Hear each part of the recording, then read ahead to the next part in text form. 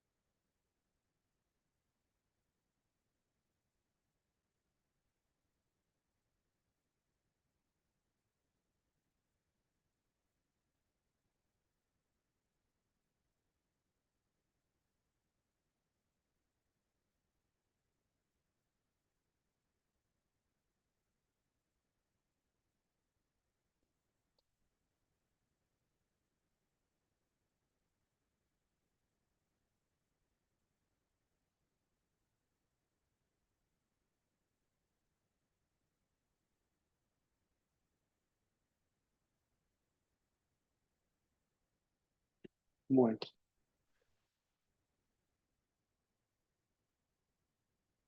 seguimos siendo 27. Hola, Claudia. Bueno, vamos a comenzar con la clase de hoy. Retomando un poquito lo que habíamos visto en la clase anterior, ¿se acuerdan que vimos gametos masculinos, gametos femeninos? Vimos la formación de estos gametos, vimos luego el encuentro de estos dos gametos en el proceso que se llama fecundación, y luego vimos qué es lo que va pasando en ese nuevo embrión a medida que va avanzando hacia la cavidad uterina en la cual se encuentra y se produce la implantación. La clase que viene vamos a continuar con la formación de ese embrión, pero antes de eso es necesario detenernos a analizar un poquito la formación de la placenta. ¿Se acuerdan que ya hemos visto el citotrofoblasto y el sin citotrofoblasto? Cómo originaba una masa celular interna y externa, donde la externa iba a originar a la placenta como único órgano transitorio del ser humano. Para leer este tema placenta, yo les recomiendo el Langman, nuevamente, porque es uno de los más sencillos y los que están más resumidos. Muchas imágenes y mucha información de la presentación, obviamente son de Lars y de Carlson, porque bueno, es más amplio y abarca mejor el tema. Pero si ustedes leen del Langman, el libro en el cual vamos a basar, va a estar todo completo lo que tengan que manejar para estas clases. Y con eso debería de alcanzar. Y la clase que viene también seguramente seguramente también no. Vamos a utilizar los mismos libros cuando veamos la parte de embriogénesis o primeras etapas del desarrollo. Para la clase de hoy, ¿cuáles son los objetivos que nos proponemos? Primero que nada, conocer la estructura de la placenta, ver cómo se desarrolla esta placenta, cómo está formada, qué elementos la conforman. Y una vez que conozcamos la estructura, correlacionar esta estructura con la función de los diferentes sectores del órgano. Vamos a ver que el órgano tiene diferentes sectores que cumplen diferentes funciones. Cada uno de estos sectores presenta diferentes tipos de tejido y por ende diferentes tipos de células para justamente cumplir estas funciones que le venía comentando.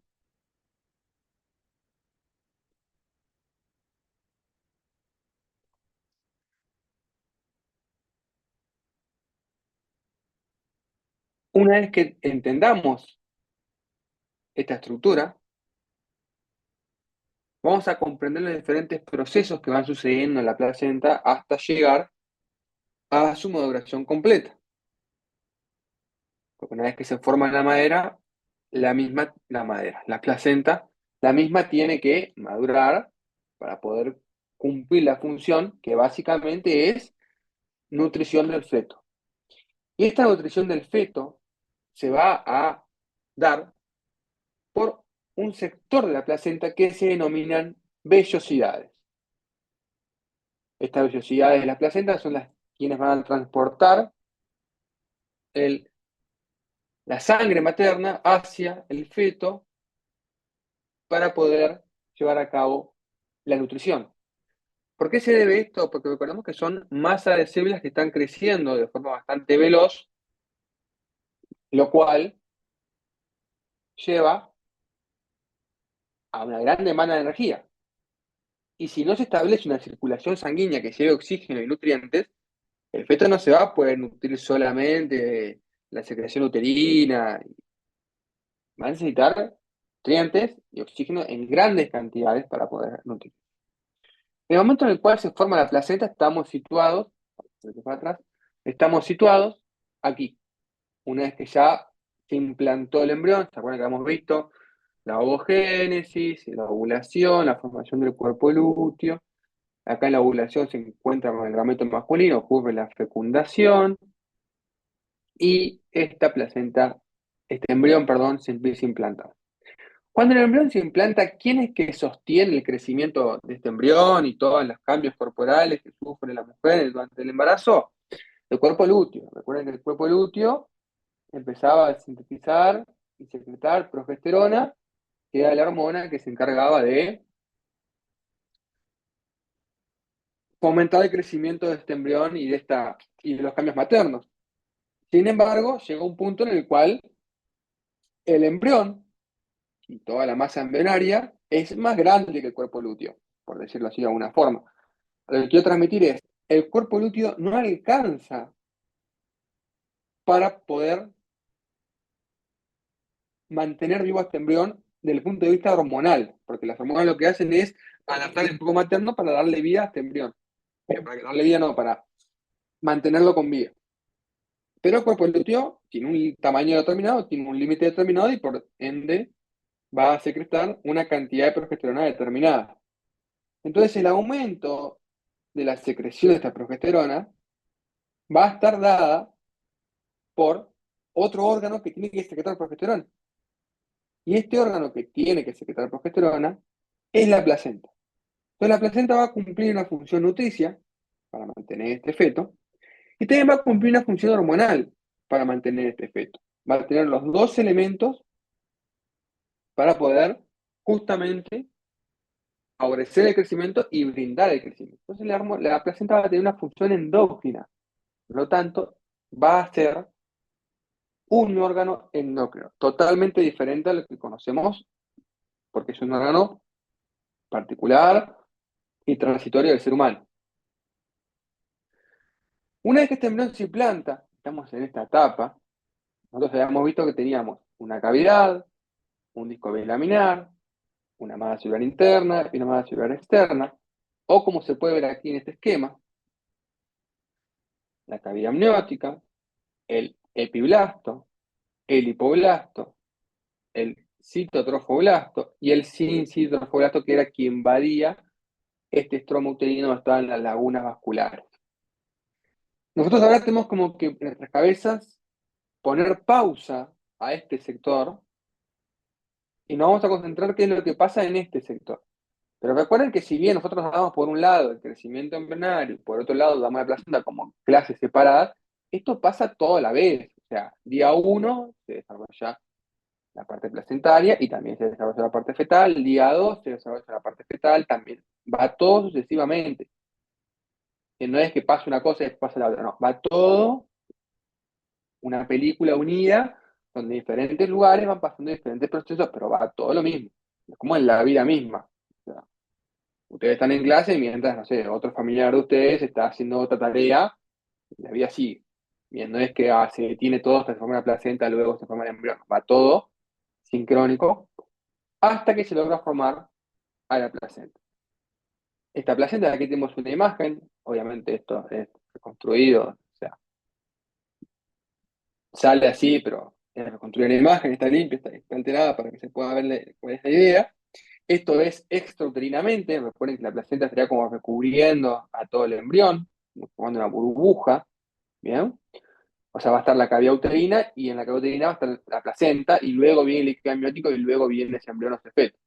Acá tenemos una imagen más ampliada, es la placenta que cuando es sacada de la cavidad uterina, fíjense la gran vasculatura que tiene, bien, es bien roja violácea porque está llena de sangre, contiene entre 1 y 2 litros de sangre, fíjense que pesa hasta medio kilo, y tiene el cordón umbilical como otro órgano de conducción, que es la comunicación entre la placenta y el feto. Esta placenta es temporal, o sea, comienza con el embarazo y finaliza con el embarazo. Y durante el embarazo va madurando. ¿Bien? En la etapa de maduración, entonces nosotros vamos a hablar de una placenta madura y una placenta inmadura. Esta placenta, la función principal es la de transportar nutrientes y oxígeno hacia el feto para poder nutrirlo. Sin embargo, también tiene funciones endócrinas.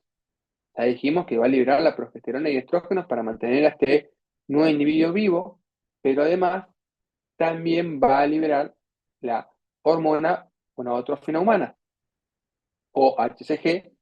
La verdad que hemos hablado de la beta HCG, que era una hormona que empezaba a sintetizar el citotrofoblasto, que era la que aparecía en sangre, la que se utilizaba en los test de embarazo. Esta hormona lo que hace es informarle al cuerpo como, che, estamos embarazados, necesito que aumentes de peso, necesito que te cuides un poco más, necesito que empieces a formar glándula mamaria, la prolactina, empieza a estimular la secreción de prolactina para justamente lograr la maduración de la glándula mamaria, las prostaglandinas, para inhibir el sistema inmunitario, porque recuerden que este individuo es totalmente diferente a estas células de la placenta y por ende a las células del útero. Entonces tenemos que evitar que el sistema inmune no ataque a este nuevo individuo y para eso debemos de regularlo.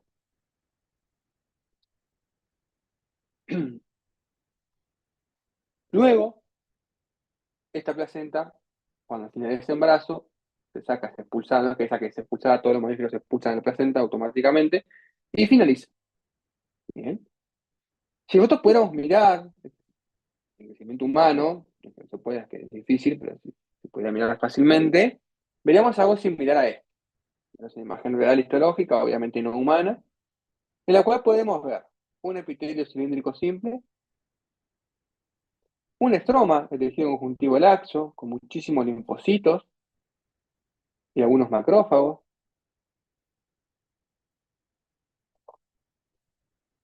diciéndonos que estamos en la cavidad uterina, epitelio uterino.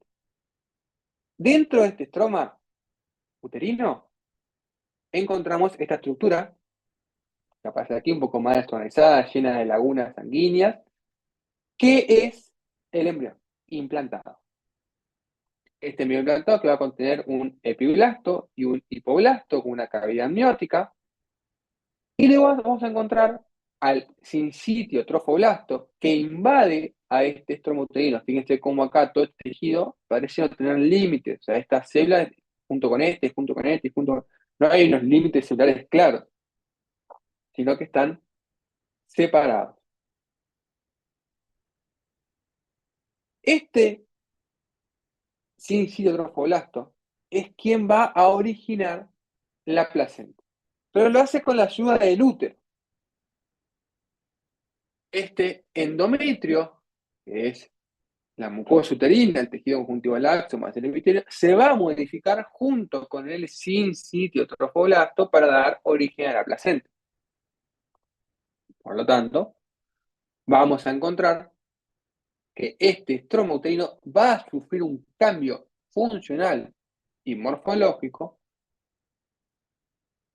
que va a originar un nuevo tipo de célula y tejido, que se llama la decidua. La decidua son los cambios que sufre el endometrio una vez que se implantó el útero. ¿Qué es lo que pasa? Esas células estromales pequeñas, alargadas, fusiformes, tipo fibroblastos, se diferencian a un nuevo tipo celular, se hacen más grandes, se vuelven células epiteloides unas al lado de la otra, núcleo bien redondeado y cromático con abundante glucógeno en su citoplasma. Es decir, células que van a tener una gran capacidad de síntesis proteica porque tienen gran cantidad de glucógeno para sacar energía para tener un metabolismo muy aumentado. Estas células desiguales que las podemos ver aquí, fíjense, células grandes, bien grandes, acá tenemos lo mismo, células bien grandes, acá también, van a estar ubicadas en puntos estratégicos del útero. De hecho, encontramos tres zonas deciduales. Una decidual capsular, que va a estar rodeando a la parte más ventral de este embrión. Creo que acá visualicen algo, no, de nuevo, y a veces cuesta entender esto y bueno, los pacientes hay que explicárselo un poco mejor, pero bueno, no lo entienden mucho porque no saben la biología humana, es que el embrión no crece adentro de la cavidad. Bien, vieron que no está adentro de la cavidad, está adentro del tejido uterino y esa que va creciendo va ocupando la cavidad, porque va creciendo también el embrión junto con el estroma uterino. Pero no es que crece adentro de la cavidad, sino que crece como adentro de la piel del útero. ¿Tá? Pues es una verdadera invasión parasitaria, porque se invade el tejido, se parasita un tejido. No es que crece en una cavidad libre. Esta decidua capsular, que es una parte de la clave de la decidua, va a proteger a este embrión justamente de la cavidad uterina. Luego tenemos la decidua parietal, que es la que va a estar contra la pared del útero, separando el estroma uterino de la capa decidual. Y luego tenemos la decidua basal, que va a estar separando la decidua de la placenta. Entonces, una decidua capsular separa la decidua del embrión. La parietal separa la decidua del útero. Y la basal separa la decidua de la placenta. Tres sectores donde se delimita muy bien tipos de tejidos diferentes. De todas formas, esta parte decidual la denominamos porción materna. ¿Por qué? Porque está formada a partir de células y de epitelio de la madre, a partir del útero.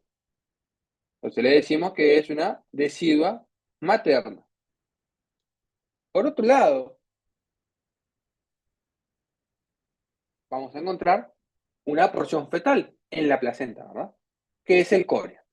Entonces nosotros en la placenta vamos a encontrar una porción materna, que es la decidua, y una porción fetal, que es el corion. Ahora vamos a ver más adelante qué es el corion.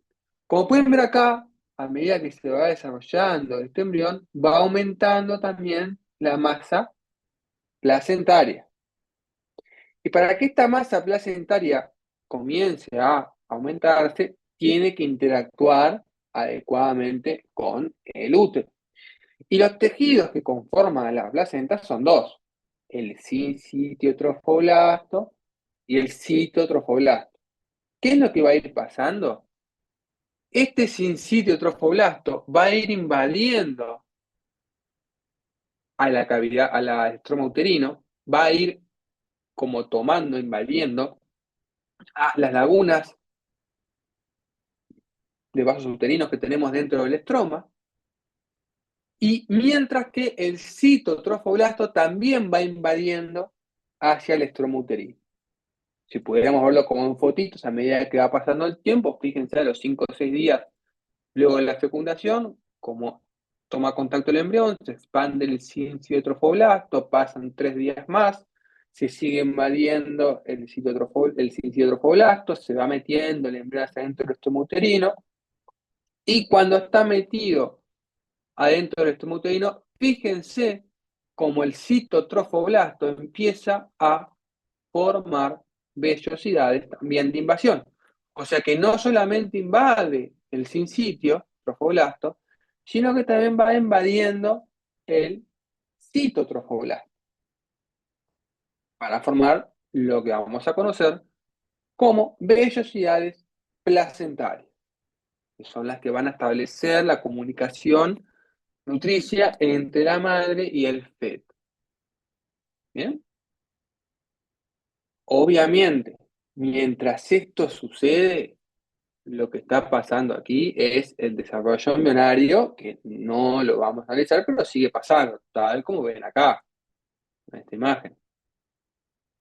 Bien, pero no estamos hablando de eso, sino estamos hablando de la formación de la placenta y cómo los diferentes tejidos placentarios, el citotrofoblasto y el sincitotrofoblasto, comienzan a invadir a este estroma uterino, los dos, el sitio y el sincitio, para luego formar las vellosidades.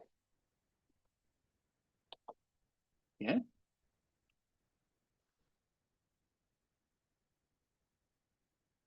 De esta forma, encontramos que la placenta va cambiando, va madurando, lo que llamamos va cambiando de forma, va madurando, y encontramos diferentes etapas de la maduración placentaria. Encontramos un estadio lacunar, que hace referencia a cuando se invaden las lagunas arteriales y venosas del estroma uterino. Luego encontramos el periodo de vellosidades primarias, donde se empiezan a establecer estas vellosidades que yo les mostraba acá, de citotrofoblastos rodeados por sincitotrofoblastos. Luego encontramos la etapa de vellosidades secundarias, donde empiezan a modificarse estas vellosidades para cumplir su función. Acá estaríamos en la etapa toda de placenta inmadura.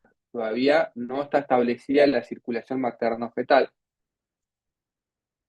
Y por último, encontramos a las vellosidades terciarias, en las cuales ya se estableció la comunicación materno-fetal. Acá estaríamos en la placenta madura y acá estaríamos en la placenta inmadura. De esta forma sucede una maduración placentaria y se establece finalmente la circulación materno-fetal. ¿Qué es lo que determina que estemos frente a una placenta madura y la placenta inmadura? Las vellosidades. Por lo tanto, debemos de describir los diferentes tipos de vellosidades y qué características tienen. Esto se denomina estado vellositario. Acá podemos ver vellosidades primarias, secundarias y terciarias, o coriónicas. Vieron que aparece el corión, que estábamos mencionando previamente. Y cada una de estas vellosidades tiene unas características particulares que vamos a analizar ahora más adelante. Fíjense cómo las terciarias tienen vasos sanguíneos, mientras que la primaria y la secundaria no tienen vasos sanguíneos, por lo cual aquí no hay circulación materno-fetal y aquí sí tenemos circulación materno-fetal. Estas vellosidades son como si fueran tentáculos de placenta que van invadiendo el útero y van alcanzando las arterias uterinas maternas para establecer justamente la circulación materno-fetal.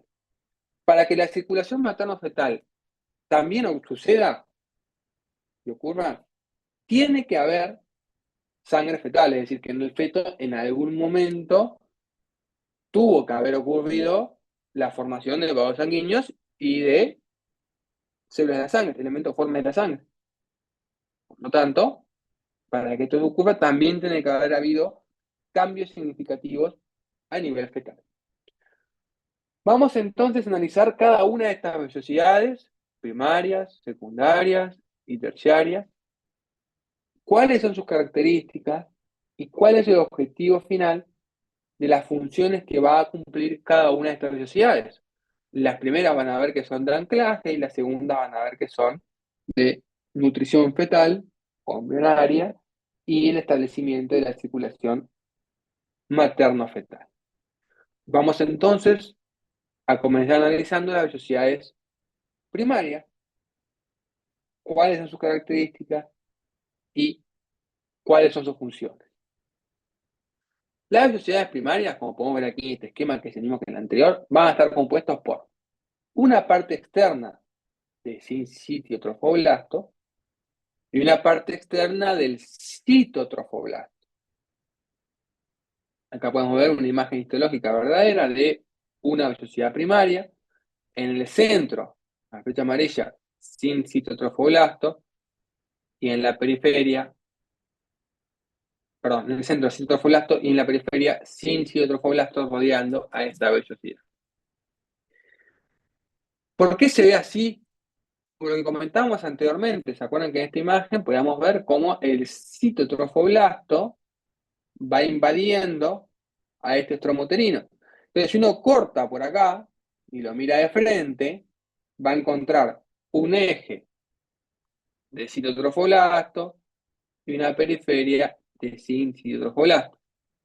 Es como si cortáramos aquí, de estas vellosidades placentarias. Sería algo parecido a esto. Fíjense acá, esto es acá de uterina, esto es el estroma mesodermo estaminario. Acá tenemos el citotrofoblasto, acá tenemos el útero, el tejido uterino, acá tenemos las lagunas trofoblásticas llenas de sangre, el sin citotrofoblasto que invadió a este estromo uterino. Entonces, si uno corta esta vellosidad por acá, va a encontrar en el centro el citotrofoblasto y por fuera el sinsitio trofoblasto. De esta forma, vemos estas características de solamente cito y sinsitio, estamos frente a una vellosidad primaria. Esta vellosidad primaria va a continuar madurando y va a continuar avanzando hasta convertirse en vellosidad secundaria. Acá vemos un esquema que se mantiene la misma distribución. Por fuera, sin citotrofoblasto, en el medio, citotrofoblasto, pero esta vez en el interior, ¿qué se metió? Se metió el mesénquima o el mesodermo o el tejido conjuntivo, que es todo lo mismo, extraembrionario. Es decir, que acá empiezan a haber células del embrión, células embrionarias.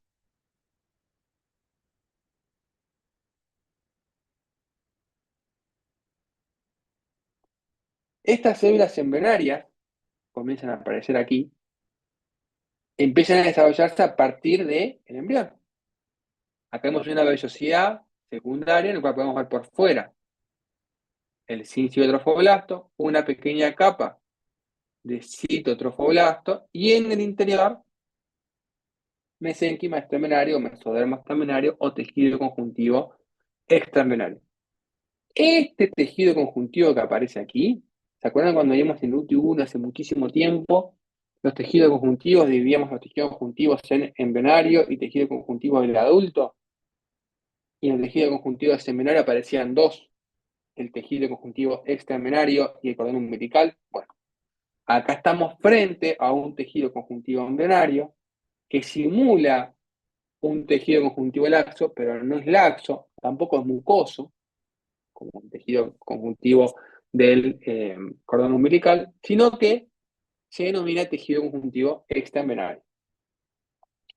Si uno pudiera mirar un corte longitudinal de esta vellosidad, vería algo similar a lo que aparece aquí. Un eje de células embrionarias que van invadiendo, rodeadas por citotrofoblastos y más por fuera el sin citotrofoblasto. Aquí todavía no hay comunicación materno-fetal. De hecho, estas células se nutren por difusión a través de estas lagunas de sangre trofoblástica del estroma uterino. Todavía no hay sangre fetal. Para que se establezca la circulación materno-fetal, tiene que ocurrir la formación de vasos sanguíneos y de elementos formes de la sangre fetales y llegar hasta las vellosidades. Cuando esto sucede, se llega a formar estos elementos y estamos frente a lo que es la vellosidad terciaria de la placenta madura, en el cual en su interior vamos a encontrar vasos sanguíneos. Si miramos el esquema, es muy similar a la vellosidad secundaria. Mesénquima estambenario, citotrofoblasto, sin citotrofoblasto. Pero en este tejido conjuntivo embrionario comenzaron a aparecer vasos sanguíneos fetales con elementos, formas de la sangre fetales. Y de esta forma se va a establecer la comunicación materno-fetal. Piensa acá, tenemos una vellosidad, acá tenemos otra, acá tenemos otra, acá tenemos otra, acá tenemos otra, acá tenemos otra, acá tenemos otra. Un montón de vellosidades, ¿verdad? Y entre ellas, ¿qué hay? Sangre. Esto que está acá es sangre materna. O sea que entre esta vellosidad y esta vellosidad, acá hay sangre materna. Entonces, por difusión, la sangre materna que está acá, rica en oxígeno y nutrientes, pasa esos nutrientes y oxígeno por difusión hacia la sangre fetal.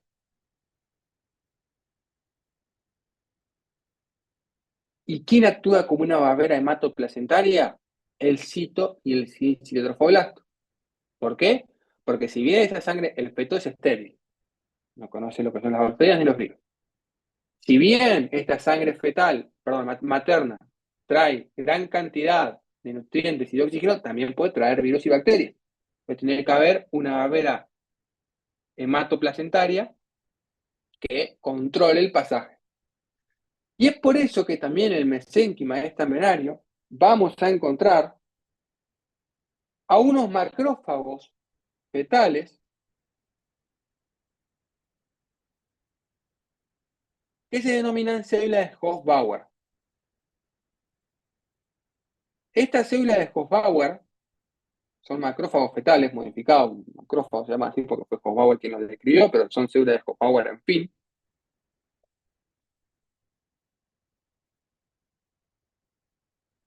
Y lo que hacen es colaborar con la fagocitosis y destrucción de diferentes elementos formes o bacterias o virus que lleguen a la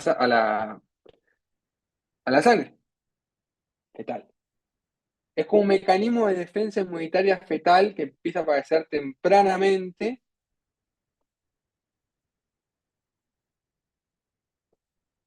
dentro de las vellosidades terciarias. Siempre la circulación materno-fetal, o la circulación, no, el traspaso de nutrientes y oxígeno se da a través de esta barrera hematoplacentaria. Y bueno, no siempre. Hay lugares específicos donde se comunican y se contactan la sangre fetal con la sangre materna, porque acá la sangre fetal no se contacta con la sangre materna. Está la placenta en el medio, a través de las vellosidades. Pero hay lugares en los cuales sí se contacta. Por ejemplo, acá en este esquema podemos ver una vellosidad terciaria, con los vasos fetales, ¿bien? Mesénquima estambenario, célula de Hofbauer, por fuera el citotrofoblasto y más por fuera del citotrofoblasto. Esta es una vellosidad terciaria porque tiene vasos sanguíneos. Acá afuera tenemos lagunas trofoblásticas con sangre materna fetal y hay una comunicación de pasaje de nutrientes y oxígeno entre la sangre materna y la sangre fetal. Y fíjense que esta vellosidad terciaria, que aparece acá, esta vellosidad terciaria, tiene un punto de anclaje. Ahora, este pedacito que está acá, no es una vellosidad terciaria, porque acá no hay vasos sanguíneos. Este pedacito de acá tampoco es una vellosidad secundaria, porque no tengo mesénquima embrionario, sino que es una vellosidad primaria. Por lo tanto, si bien las vellosidades primarias son características de la placenta inmadura, en la placenta madura puedo encontrar también vellosidades primarias. Lo que nunca voy a encontrar son vellosidades terciarias en la placenta inmadura. De esta forma, se establece la circulación materno-fetal entre la sangre fetal proveniente del cordón uterino y la sangre materna proveniente de las arterias uterinas. Dije cordón uterino, cordón umbilical, la sangre fetal proveniente del cordón umbilical, que a través de difusión simple se comunica por las lagunas trofoblásticas que se llenan con sangre materna uterina. Y de esta forma en la placenta vamos a encontrar, ¿se acuerdan la decidua? Que hemos visto la placa basal. Vamos a encontrar la placa coriónica, el corión, que es la placa que está más cerca del feto. Bien. Y los cotiledones, que se forman a través de la placa materna o decidual, que comunica y permite el anclaje de este útero a la placenta. Por fuera de la placenta, ¿quién encontramos? Al amnios, esta cavidad que aparece acá, el amnios con la cavidad amniótica, el líquido amniótico. Fíjese que el líquido amniótico no se comunica con la sangre materna ni con la sangre fetal, sino que el intercambio, la circulación materno-fetal se establece a nivel de la placenta.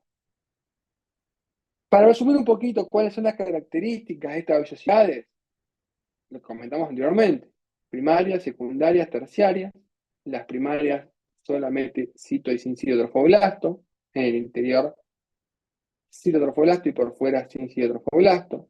Las secundarias igual, pero comienza a aparecer el mesénquima extraembrionario.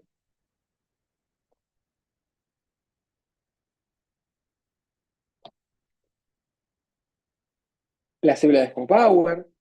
Y por último encontramos las vellosidades terciarias, en la cual se mantiene la misma distribución y comienza a aparecer los vasos fetales para que se establezca la circulación materno-fetal. Si uno pudiera ver continuamente qué es lo que va pasando con estas vellosidades, vería algo similar a lo que aparece aquí. Citotrofoblasto, el cuerpo uterino, el sincitotrofoblasto en violeta, el sincitio que invade a este cuerpo uterino y el citotrofoblasto que también empieza a invadir. Acá empieza a aparecer las vellosidades primarias. Luego empieza a invadir el tejido extraembrionario y se forma la vellosidad terciaria. En este tejido extraembrionario empiezan a aparecer vasos sanguíneos y se forman las vellosidades terciarias. Y posteriormente se forman los cotiledones o los sitios de anclaje, en los cuales la placenta se ancla a la cavidad uterina. Y es en estos espacios intervellosos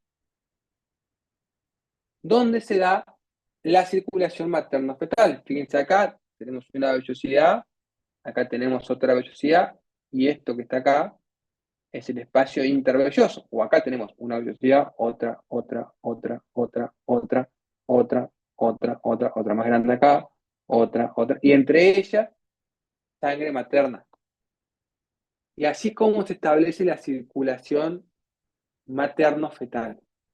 En algunos sectores, la babera hematoplacentaria está compuesta por las tres capas, citotrofoblasto, citotrofoblasto y el mesénquima extraembrionario. Y en otros sectores de mayor comunicación hay solamente citotrofoblasto. No hay mesénquima ni hay citotrofoblasto entre la sangre materna y la sangre fetal. obviamente el transporte de sustancias es mucho más veloz, más efectivo y más sencillo a través de ese sector como afinado, que contiene menos elementos para poder dar que se den y para que se quede menos el intercambio, que el otro que está un poco más grande. ¿Bien? Entonces vimos las vellosidades primarias, secundarias y terciarias. Luego la placenta madura, madera, estoy con la madera de noche, con la placenta madura e inmadura. Sin embargo, esta placenta se va a tener que anclar a dos sectores. Por un lado, el sector fetal y por otro lado, el sector materno. Entonces vamos a contar dos placas, una placa fetal y una placa materna. La placa fetal va a ser la zona de la placenta que limita con la cavidad amniótica. Acá, este sector. Acá, fíjense que hay un montón de vellosidades. Hacia acá estaría el útero. ¿Bien? Esta placa, estaría el útero, perdón, estaría el epitelio uterino, el extremo uterino, hacia allá, hacia abajo. ¿Bien? Entre estas vellosidades encontramos a lagunas trofoblásticas, donde hay sangre materna. Esta placa fetal, que acá está el amnios, está compuesto por un epitelio cúbico simple que es el amnios. Este epitelio cúbico simple, que es el amnios, es el epitelio que se encarga de formar el líquido amniótico. Que el líquido amniótico es quien recubre a ese feto o a ese embrión. Si no pudiera, les muestro una imagen anterior para que entiendan dónde estamos situados ahora. Estamos acá. A ver, tengo otra imagen. Estamos acá. Acá está la placenta. ¿Bien? Acá está lleno de vellosidades coriónicas, de anclaje, lagunas trofoblásticas, todo. Acá está la placa fetal. Todo esto que está acá, celestito oscuro, es el epitelio amniótico. Este epitelio amniótico está recubriendo la cavidad amniótica que tiene el amnios, que el amnios es un líquido que está recubriendo a este embrión. Esto que está por fuera más marroncito es el mesénquima extraembrionario. Fue lo que se fue metiendo hacia adentro de la cavidad uterina para formar estas vellosidades. Estamos situados acá, fíjense de nuevo. El feto, el bebé, el embrión, no es que crezca en la cavidad uterina libremente, sino que va invadiendo y va como extrayendo hacia afuera. ¿Bien? Denme un segundito, por favor.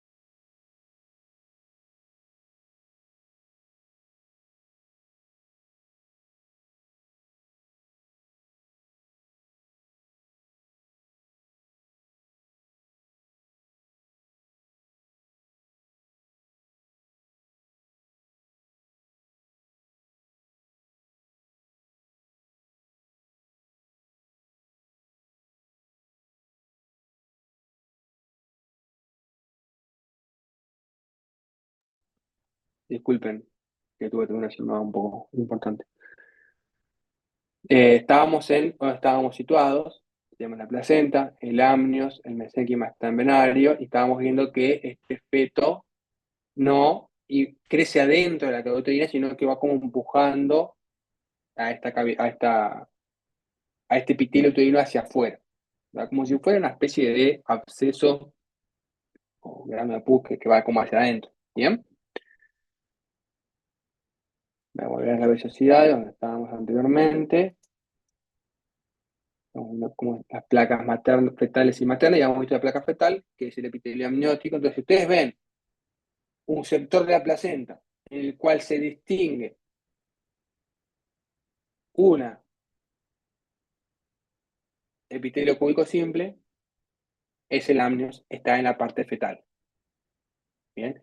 Más allá de si están en la placenta inmadura o en la placenta madura, fíjense la diferencia, la cantidad de vellosidades que hay en la madura y las pocas vellosidades que hay en la inmadura. Ustedes ven el epitelio simple cúbico, es la placa fetal. Y les pregunto a ustedes si se acuerdan mal. Espero que me contesten, ¿no? Capaz que tengo suerte. ¿Cuál sería la placa materna? ¿Cómo sería la placa materna, la parte materna de la placenta? ¿Qué es lo que habría? ¿Qué se visualizaría?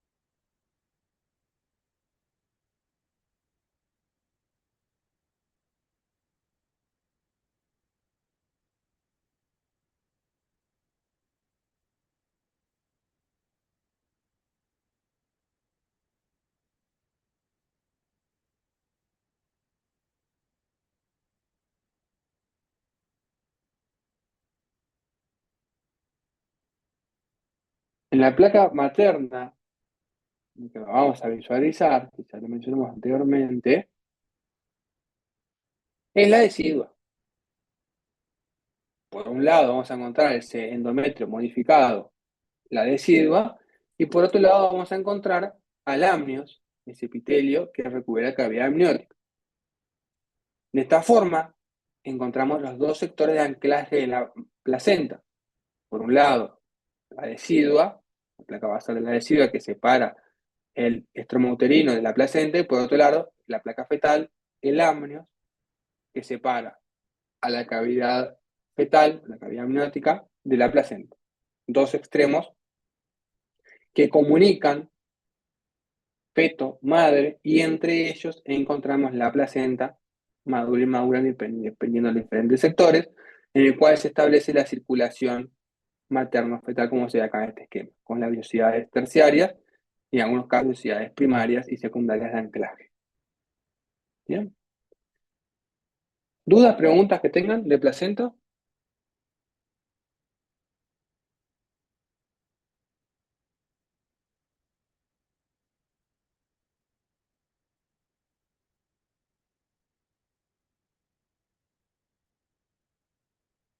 No.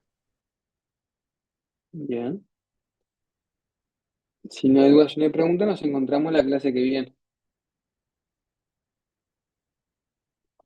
La clase que viene vamos a ver el crecimiento fetal. O sea, mientras pasa todo el desarrollo placentario, el crecimiento fetal, que es lo que va pasando a nivel fetal. Espero que lo pasen muy bien y nos encontramos la semana que viene. Dale, profe. Nos vemos. Chao, profe, Gracias. gracias. Igualmente.